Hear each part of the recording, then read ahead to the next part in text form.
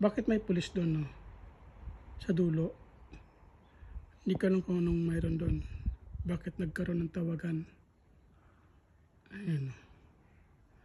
Siguro may ni-report yung may bahay doon kung ano yung problema nila.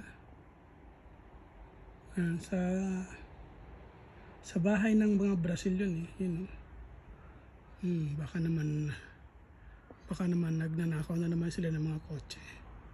Kasi kadalasan dito mga magnanakaw ng kotse, guys.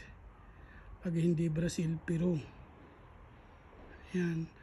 Pag mga Chinese naman kasi, mga SUV ang mga ninanakaw nila. So pinapalitan lang nila ng chase number. Pero nahuhuli pa rin sila. Kaya lang may mga contact sila ng barko. Tapos pinapadala nila sa ibang bansa. Ang mga Brazil, ganun din. So, may something doon sa dulo na yun. Ano kaya meron doon? Sa bahay ng Brazil yun eh.